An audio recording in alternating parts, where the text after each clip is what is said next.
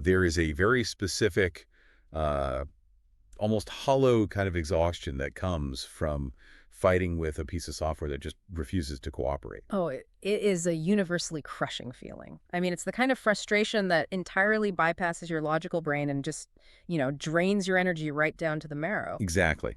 And I want to set the scene for you by looking at a researcher named Kate Samardzik.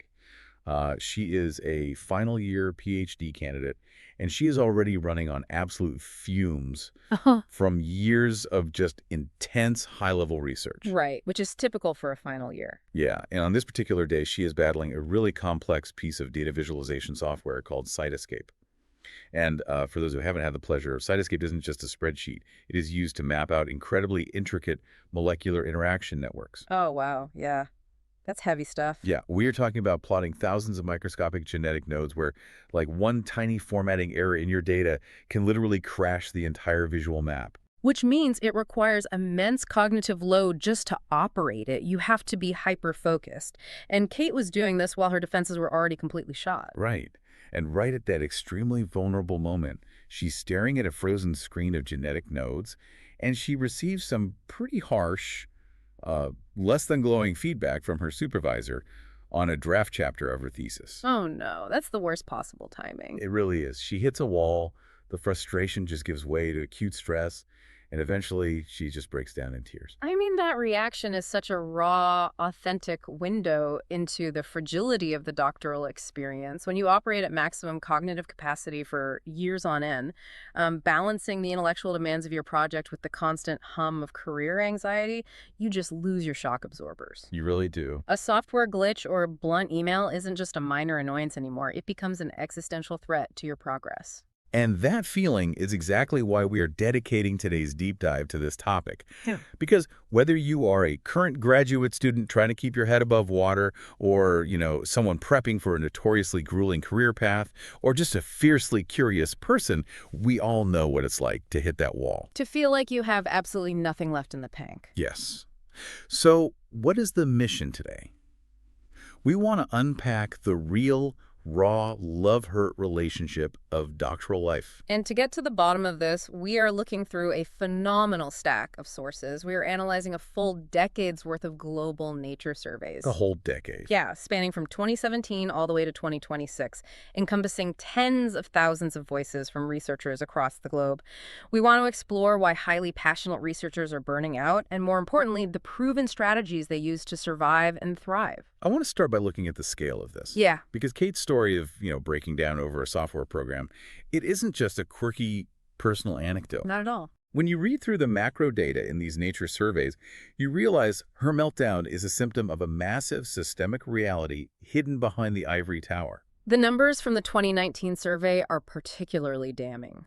They gathered responses from over 6,300 early career researchers, and a staggering 36% of those respondents admitted they had actively sought help for anxiety or depression. Wow. And that anxiety or depression was caused directly by their PhD studies. So over a third of the next generation of scientists and thinkers are in active clinical distress because of their programs. Yes, but the statistic that truly indicts the current university model is what happens after they ask for help. Right, because seeking help is only step one. Exactly. Out of that group who actually sought help, only 26% said they received real effective assistance from their university. That's a massive global bottleneck. It's a tragic irony, really. Okay, let's unpack this, because it feels like being on a sinking ship where the Coast Guard is just out to lunch. That's a great way to put it. I mean, you were expected to swim across this vast ocean of academic pressure, right? But when you finally admit you are drowning, and you specifically ask for a life preserver, the institution just shrugs. They just shrug, yeah. The access to services is completely inadequate for the structural trap these candidates are in. Which naturally leads us to ask where all that pressure is coming from in the first place. If so many brilliant minds are struggling with their mental health, what is the root cause? It points directly at the intense structural workload pressures, the toxic long hours culture of academia. Yes, the workload expectations are immense. In multiple surveys, nearly 50% of candidates consistently report that their university culture demands grueling hours. Right, there's this expectation that they have to work through the night just to be taken seriously. Here's where it gets really interesting, though. We tend to assume that more hours spent in the lab automatically equals more science. But aren't we just creating exhausted, error-prone researchers? I Absolutely. mean, at what point does a tired brain stop doing good science? Well, the data shows this long hours culture is actually counterproductive. If you look at the 2025 and 2026 data, there is a massive law of diminishing returns at play. Okay, lay the numbers on us. Students who work more than 60 hours a week are significantly more dissatisfied with their doctorates. About 21% of them report being dissatisfied, Compared to what?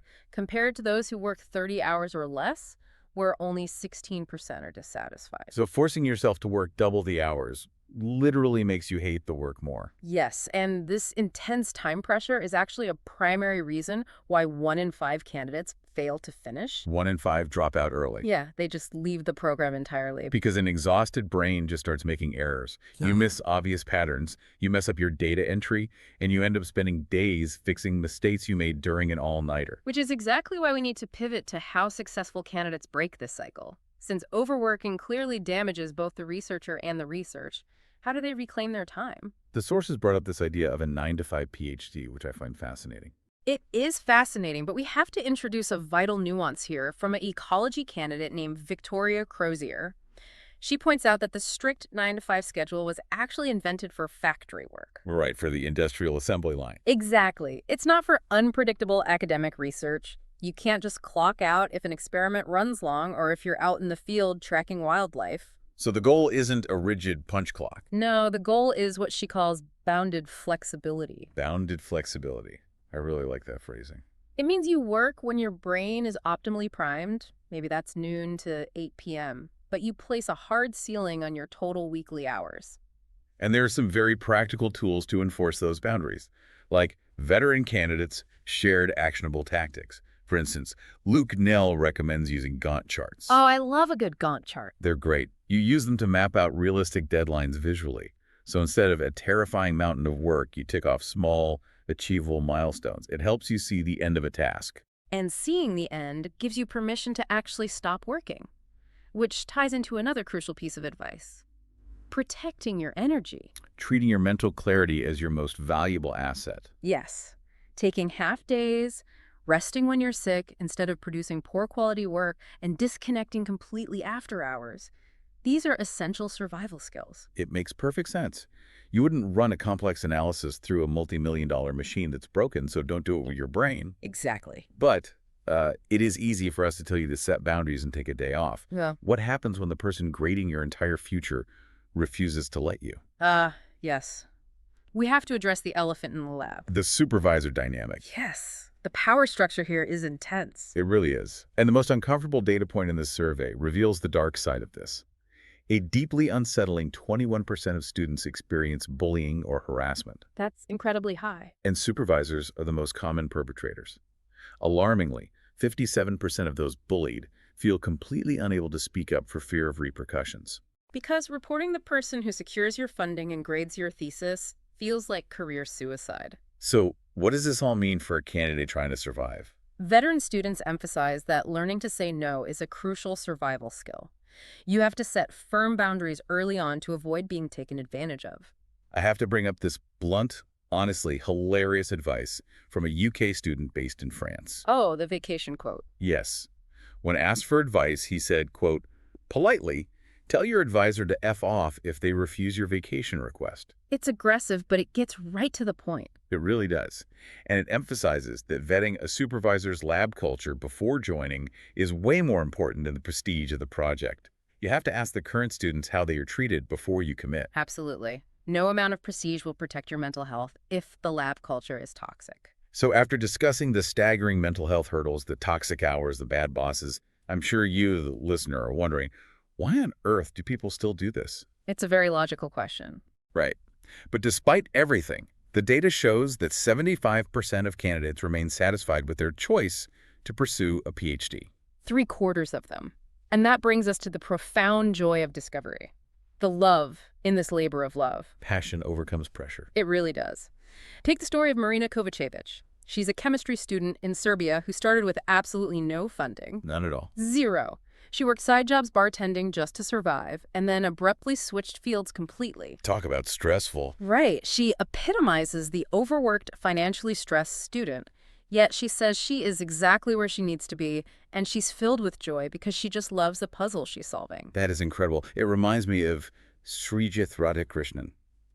He balances being a new father with tracking feral dogs in Indian tiger reserves to stop the spread of rabies. That sounds physically and emotionally exhausting. It is. And he is very open about facing imposter syndrome daily. Mm. But he pushes forward because he believes in the impact of his work. He knows he's literally saving lives. Yeah. That deep commitment is what anchors them. The intellectual challenge and the drive to answer questions no one else has solved is so powerful. Even when the job prospects in academia remain cloudy and highly competitive. It's that moment you realize you know something no one else on the planet knows yet. Exactly. All right, let's summarize the core lessons for you today. First, protect your time fiercely.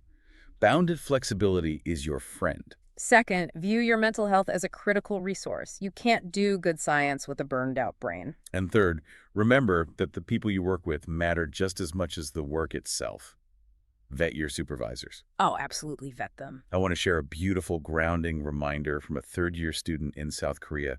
They said, a PhD is an academic journey. It does not define your worth. That is so important to remember. It's what you do, not who you are. Such a vital distinction. And I want to leave you with a final thought to mull over. The data clearly shows that PhD holders boost productivity and innovation everywhere they go, right? Right. They are the engines of innovation. But if the global scientific community is currently being built on a foundation of 60-hour weeks and chronic anxiety, what kind of massive breakthroughs might we be missing out on? That's a profound question. Could the next great scientific leap forward actually depend on academia learning how to give its best minds a good night's sleep? What if they actually had the energy to dream? Wow. Something to really explore on your own. Yeah. Thank you so much for joining us on this deep dive. Take care of your minds, protect your time, and we'll catch you next time.